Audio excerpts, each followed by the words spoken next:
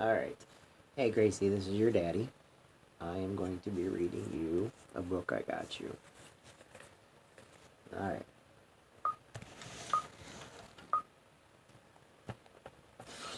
Alright. Hey, everybody. My name is Jeffrey Jansen.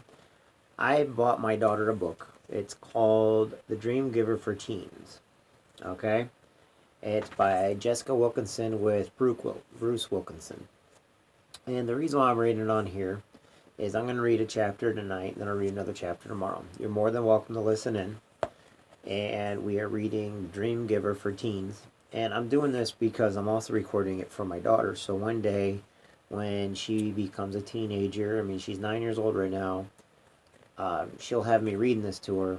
But I'm also going to put a message in it, and I thought I would also share it with you so you understand why I bought her this particular book. There's several books I get her. So the book is called The Dream Giver for Teens, Jessica Wilkinson and Bruce Wilkinson. All right. And we're going to start out with chapter 1. Once I get to it. I probably went past it. I've read the regular one for adults. Okay. And so, anyway, first chapter. The story is about Ernie, a little gray caterpillar. A bug story. Long ago, deep within the jungles of a land far, far away, there lived a massive, ferocious, fire-breathing, human-eating dragon. But this particular story isn't about the dragon, though he does sound pretty impressive. This story is about Ernie, a little gray caterpillar. From the outside, there really didn't appear to be anything special about Ernie. He was an ordinary-looking bug with an ordinary-looking family. They lived in an ordinary house instead of a boring you describing every ordinary detail of their ordinary lives. I'll just tell you that almost everything they had or did or even thought about doing was, I guessed it, ordinary. Ernie is Ernie and his ordinary family all lived in the big tree on a small island where ordinary caterpillars lived. The island wasn't beautiful, but it was nice enough. The big tree was the only tree on the small island, and it had provided food for all the caterpillars for as long as any of them could remember. The caterpillars' lives completely revolved around the big tree. The summer they spent all their time gathering leaves so they would have enough to eat during the winter, and in the winter they spent most of their time in their homes inside the big tree. The caterpillars had two goals in life: to eat and to get as ridiculously fat as possible. They were also known for their predictability, which the caterpillars prided themselves in. Inside the tree, they had carved out the rather ungainly motto: "It's better to be safe, alive, and comfortable than to be adventurous, dead, and eaten by ants," which definitely isn't comfortable. And that pretty much sums up the attitude of ordinary caterpillars. Each morning, Ernie woke and began gathering his share of leaves for the family. Then he ate, did his chores, ate, went to school for ordinary bugs, ate, came home, ate, did his ordinary homework, ate, and went to bed. Excuse me.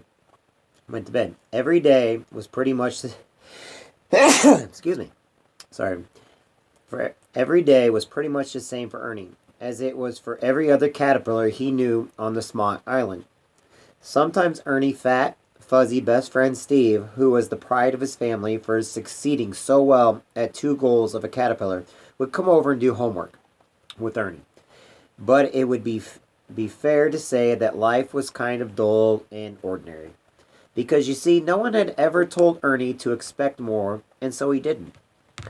Every day at bug school, the older bugs would teach the younger bugs about the world beyond their island, though none of them had ever been there. Of course, they would show the young bugs pictures of big, scary monsters and tell them of all the dangers lurking outside their small, safe island. And the bugs had learned early not to show curiosity and ask about the outside world. Asking those kind of questions was like singing yourself up for cruel, unusual punishment and was definitely not worth it. If one of them were to let his curiosity show, however, the teachers would inform the bug's parents and set up meetings with even more scary pictures for the bug to look at while his parents sat there wailing. "We're going to lose our baby bug. He's going to be eaten by monsters or die. Our poor baby bug." So the bugs learned not to be curious, and if they were, they learned to ignore their curiosity. A funny thing happened when they ignored their curiosity for a while. They found it no longer bothered them not to know, usually that is. A few years passed, and this little Ernie grew up, which is usually what happens when a few years pass. He graduated from the ordinary bug school at the top of his class and took a job working at the leaf report factory where most ordinary caterpillars worked. Ernie was exactly like all the other bugs and expected to be so for the rest of his short caterpillar life. Then one day, everything changed. Ernie woke up one Monday morning at exactly 6:45, just as he did every morning. Only something inside of him was different. He awoke to a strange stirring in his heart, and Ernie suddenly realized that deep inside he wanted more than his ordinary life. He wanted to do more than submit reports about leaves and eat all day. And for some reason he felt as if he was supposed to be doing more than that. He just didn't know what. Ernie gazed longingly out his window and wondered what life beyond the small island was really like. Glancing over at his clock, he realized he would be late for work if he didn't hurry. He quickly stuffed these strange new feelings away and went to work. All day long, Ernie tried not to think about wanting more or about wanting to be more. He tried to convince himself that his ordinary life was all there was. He even tried to convince himself that he was happy with the way things were, even though he knew he wasn't. Not at all, not even a little. That night, as Ernie drifted off to sleep, he wondered what it was that he was supposed to be doing. Eating and getting fat were fun, but something was definitely missing, something big. When Ernie woke up the next morning, he could take it no longer. He made up his mind to go see the notorious Kronk. Kronk was known all over the island for talking bugs into abdominally the big tree and venting into the wild, unknown lands beyond. Parents feared him and teachers warned their students about him. But Ernie thought that maybe, just maybe, Kronk might be able to help him. Figured out of these strange new feelings, and so Ernie ran off as fast as his little legs would carry him. Kronk lived on the far side of the island among those who were considered bad or unordinary bugs. Ernie had never been to the other side of the island before, but he found his way just fine. All he had to do was follow the signs that said, "This way to the bad and unordinary bugs. We recommend, though, that you turn around and go home." Kronk didn't look half as scary as Ernie expected. In fact, he looked kind of friendly. Kind of. He opened his door wide and invited Ernie into his home. The young caterpillar's face was clearly disturbed as he entered. Kronk had seen this look many times before on the ordinary bugs of the island, especially the caterpillars. Kronk sat Ernie down and told him a story that began, "Not long ago and not far from the island." It was the story of an ordinary caterpillar that turned into a butterfly. Ernie heard about such things, but he had been told by his ordinary friends that only a very special breed of caterpillars ever transformed into butterflies. Was it possible he had been told wrong? Could it be that this was what was missing from his life? Could it be that ordinary caterpillars were created to become more than just ordinary? His heart leapt out of the thought. Ernie returned home that night with a jumble of thoughts racing through his mind. Kronk had told Ernie that he wanted more from life because there was supposed to be more to life. He also said that if Ernie decided to become a butterfly, everything he needed was already inside him. He went to sleep thinking about Kronk's words, and when he woke up, it was there, just as Kronk had described it. Beating inside his heart was the big dream of becoming a butterfly. Somehow, he knew that the dream for more had always been there. He just hadn't looked long enough, but he was looking now and it was amazing. Ernie rushed off to his leaf reporting job to tell Steve all about his new dream. But Steve's reaction was nothing like Ernie expected. Instead of being excited for him, ordinary Steve did something very out of the ordinary. After Ernie described his dream, Steve began to yell at the top of his lungs. You do not have a dream. You can't have a dream. You're just a caterpillar, and if you have a dream, it means that you'll have to leave the island. You will die. Ernie didn't know what to say, but he didn't even have a chance because Steve started shouting and wailing even louder. You don't have a dream. You don't have a dream. No, no, no. As though the dream would go away if he shouted loud enough. Finally, Steve, who wasn't used to a lot of physical activity, got tired of yelling and was quiet. Ernie stayed silent for another moment just to be sure his friend wasn't going to start up again and then asked, What on earth do you mean? If I have a dream, I have to leave the island. Why can't I just stay here and become a butterfly? This is the best thing that has ever happened to me, Steve. I know there was something missing. I just knew it. Steve could take it no longer, and a very upset tone of voice reminded Ernie about the law of the big tree. No caterpillar was allowed to become a butterfly unless he or she left the island. No one really knew why the law existed. Perhaps it was because becoming a butterfly was unpredictable, and a caterpillar was supposed to be predictable. But regardless of the reason, it was the law. Then looking away from Ernie, Steve quietly told him that he too had once dreamed of becoming a butterfly, but decided it was too risky. He told Ernie to do what they had been taught in ordinary bug school. Just ignore the dream like we used to ignore our curiosity. It goes away after a while. And with that, the plump caterpillar turned around and crawled away as graceful as he could, leaving Ernie alone with a broken dream. I wish I could say that Ernie didn't take Steve's advice, but he did. He tried to ignore the dream. He made every effort to kill it, suffocate it, and forget about it. Anything but dream it. Nothing seemed to work, though.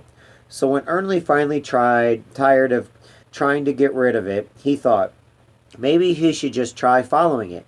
In that moment, it was almost as if his heart sighed with contentment. Things had never felt so right. That day, Ernie quit his ordinary job at the leaf reporting factory. He had told only his parents and Steve about his decision to leave. But because nothing out of the ordinary ever happened at the big tree, the whole island soon found out and came to tell him their opinions, none of which were positive, of course. His father was among those who didn't care for Ernie's new way of thinking. He said, Son, I just don't think you're ready for something like this, and I don't think it's a good idea at all. You weren't made to do big things. It's that simple.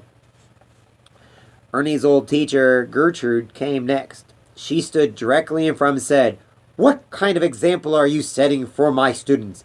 Didn't you listen when you were warned? Were you about the risk and dangers? We don't do things like this. Ernie, we just don't.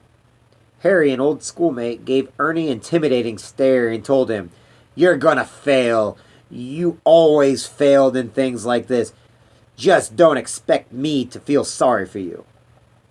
It seemed to Ernie that every single ordinary bug had come out to give him a different reason not to leave the island. And honestly, they were all pretty good reasons. Ernie didn't say anything at all. He just listened.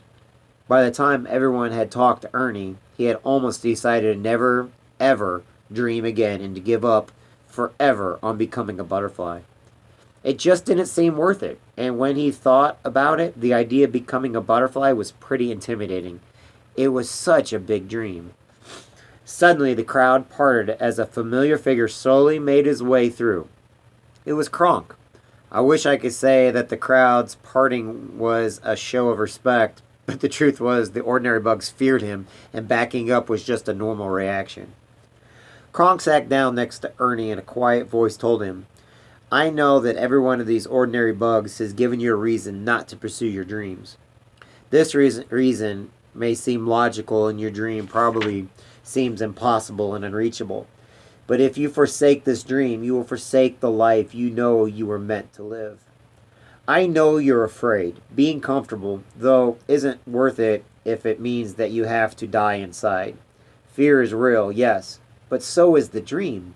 If you don't listen to your heart and follow your dream, you will always wonder about what could have happened. The only way you will surely fail is if you don't ever try. And with that, Kronk made his way back through the silent crowd and headed home.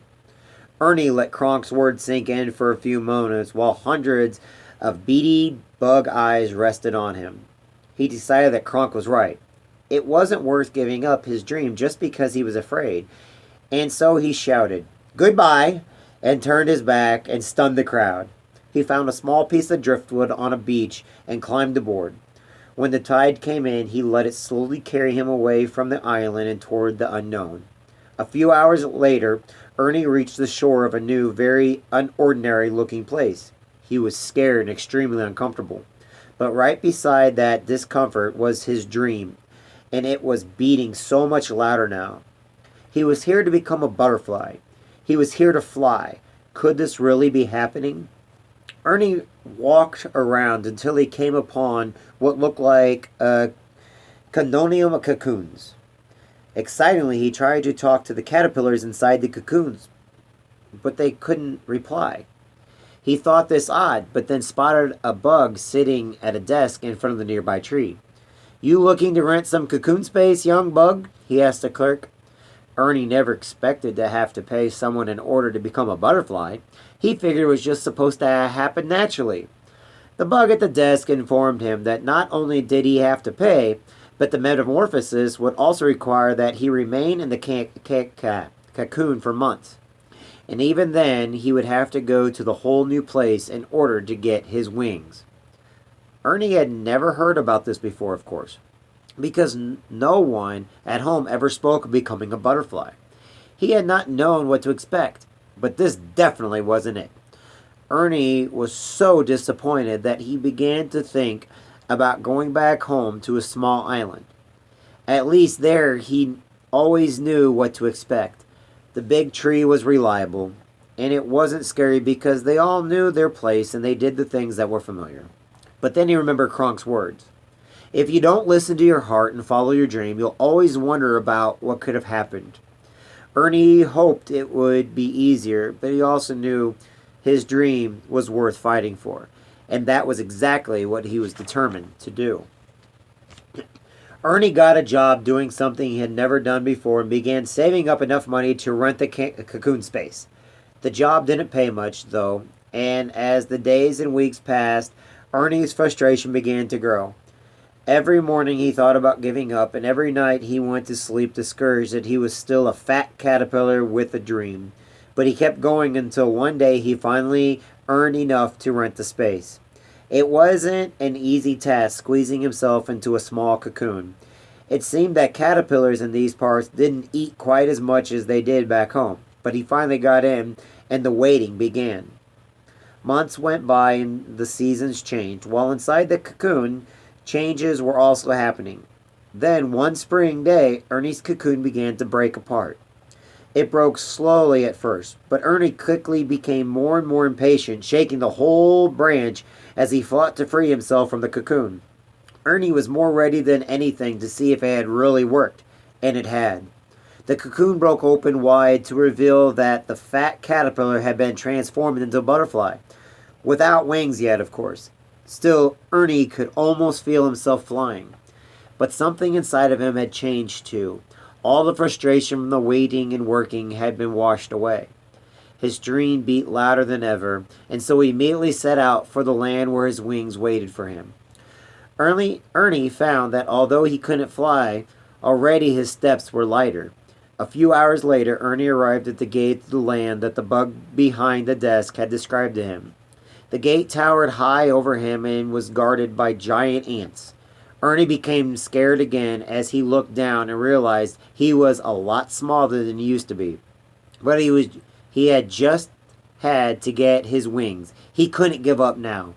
Ernie mustered all the courage he had and said in a loud voice, "Excuse me, but I'm here to get my wings." Several of the ants turned around and stared at him. To get my wings, please?" Ernie said. The ants busted out in laughter at the outspoken butterfly. One of the soldier ants told Ernie there was no way he was getting his wings unless he fought the ant and won. Ernie was outnumbered and outweighed, out everything. "Okay," Ernie said, "I'll fight you." The laughter immediately died away, and the soldier ant glared down at him. Ernie tried to look as though he wasn't afraid, but he knew he wasn't doing a very good job of it. You know what, little butterfly? Normally I'd fight you, but I'm pretty impressed at your courage, so I'm going to let you have your wings without a fight. And with that, the ant tossed Ernie a new pair of wings. Ernie didn't know what to say. He had heard about these ants and knew they never gave up a pair of wings without a fight. Maybe, just maybe, someone was looking out for him. Ernie stared down at the wings and then back up at the ant. And then he looked back at the wings. You'd better get out of here before I change my mind, little butterfly. Ernie realized that he hadn't moved and quickly said a quiet thanks before he turned and walked away from the gate with a pair of wings in his hand. Something he never imagined he would be holding. Something everyone told him he would never be able to get, but he had. He really had. Ernie gently put the wings on his back, and he smiled, and he realized that this was what he had been made for. This was a life he wasn't supposed to wonder about. This was a life he was supposed to live. And with that, Ernie's wings lifted him into the air. The funny thing is, Ernie realized his heart had started flying before his feet had left the ground. Okay, that's the first chapter. Gracie Ann, I'm reading you the first chapter. The second chapter, which I'll read tomorrow. This was a life he was supposed to live. And for everybody else that stay tuned. This is called The Dreamer for Teens. The Dream Giver, the regular Dream Giver, if you'd like, I can start reading chapters of that also. I'm reading this one for my daughter. But it's basically, when you go out there, there's going to be a lot of naysayers. There's going to be a lot of people that are going to tell you, including your family and your friends, you can't do something. Not because they don't love you, but because they do. They just want you to be safe. And in life, we have to remember what is safe and what is not safe. And we have to take those risks. We have to take a chance on things we've never taken a chance on before. We have to be more today than who we were yesterday. And every time we do something, there's always going to be negative people telling us we can't. There's always going to be that person telling you, no, get back to the hive. No, you can't do it. No, because you're going to get killed. You know, I mean, how many times did our mom and dad say, you know, if we do something, man, you're going to kill yourself doing that. But we don't learn without taking a chance and without venturing out. And this is stuff I myself have to learn. Gracie, your daddy's not the greatest in the world. I've got to learn every single day to overcome my fears like everybody else.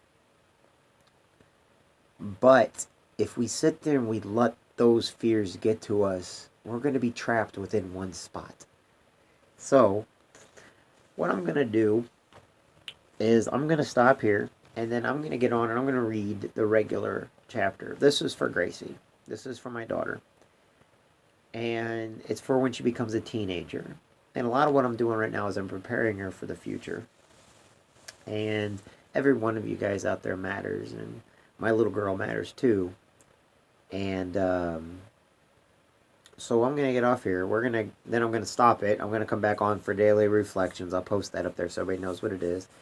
And if you want your kids to listen to that, go right ahead. So we got a couple more chapters, which I will read. And as we go along, I'll do it tomorrow night, okay? So anyway, I hope to hear from you guys. We're going to do daily reflections here in just a second. I'm going to stop everything.